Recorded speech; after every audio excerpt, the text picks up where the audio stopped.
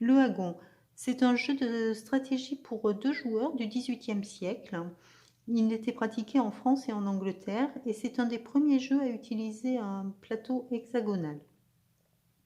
Les joueurs se placent face à face de part et d'autre du plateau et ils ont chacun une reine et 6 gardes. Le but du jeu est simplement d'amener la reine au centre du plateau et de l'entourer de ses 6 gardes. Les déplacements. Ils sont identiques pour la reine et pour les gardes et ils se font d'une case vers une case adjacente libre, soit en avançant vers le centre, soit en restant sur la même couronne.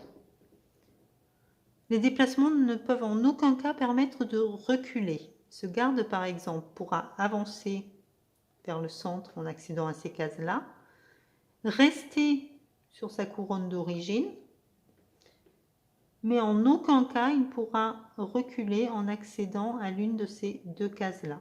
Ces 2 déplacements lui sont interdits. Les captures.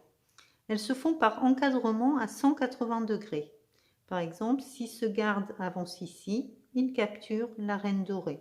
De même, si ce garde avance là, il capture le garde marron. Les pièces capturées ne sont pas retirées du plateau de jeu. Elles doivent simplement être déplacées par leur propriétaire. Pour les gardes,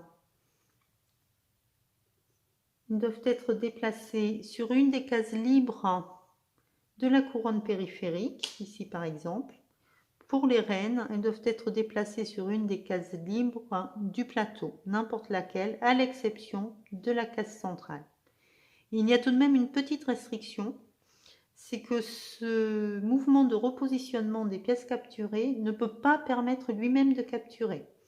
C'est-à-dire que ce garde n'aurait pas pu se positionner ici, car ce faisant, il aurait capturé le garde doré. De même, la reine n'aurait pas pu se positionner ici, car ça lui aurait permis de capturer le garde marron. 3 petites précisions. Le mouvement qui consiste à déplacer une pièce capturée est considéré comme un tour de jeu. Une fois que le joueur a repositionné sa pièce, il passe la main. Deuxième précision, lors d'un déplacement, il est interdit de se placer volontairement entre 2 pièces adverses. Ce déplacement-là est interdit. Sauf si ce déplacement permet de capturer. Ici, le garde marron peut se positionner entre les 2 gardes dorés car ce positionnement lui permet de capturer la reine dorée.